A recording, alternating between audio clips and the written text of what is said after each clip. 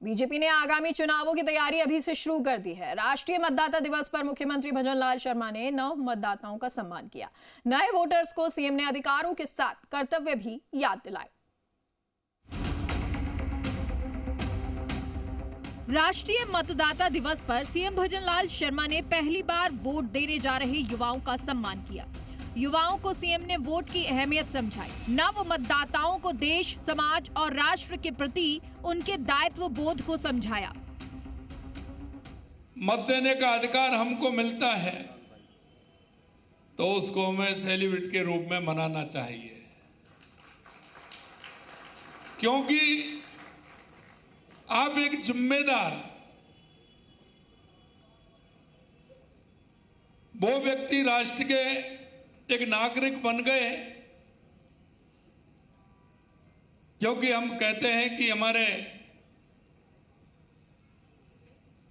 कुछ अधिकार होते हैं तो कुछ कर्तव्य भी होते हैं।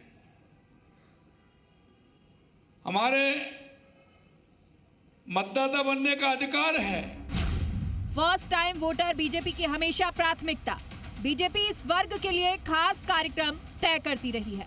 नव मतदाताओं की कार्यशाला तक आयोजित की जाती है। उन तक पीएम मोदी का विजन पहुंचाया जाता है। लोकतंत्र के महापर्व में हिस्सा लेने का संकल्प दिलाया जाता है। एक राष्ट्र के निर्माता हो और राष्ट्र के निर्माता के साथ साथ आप भविष्य की कथा भी लिखने वाले हो राष्ट्र की, तो आपके अंदर वो भाव होना चाहिए कि मैं मेरे मत का उपयोग किस तरह से कर रहा हूं, कैसे कर रहा हूं, क्योंकि मत देने का अधिकार हर व्यक्ति को सिर्फ एक है, चाहे वो कितना भी बड़ा हो और कितना भी छोटा हो।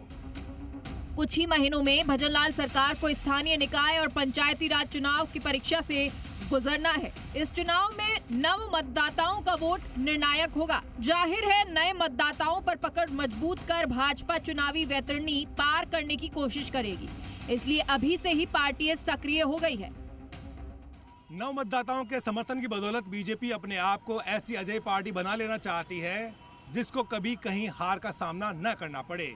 नरेंद्र मोदी का उदाहरण सामने है, जो तीसरी दफा प्रधानमंत्री बने हैं। उसमें सबसे बड़ा योगदान नए वोटर्स का है।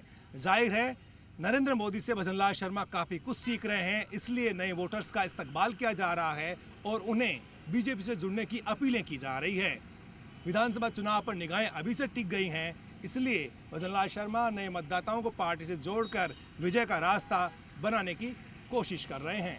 कैमरा पर्सन पवन मूर्तिकार के साथ बाबूलाल धायल, जी मीडिया, जयपुर।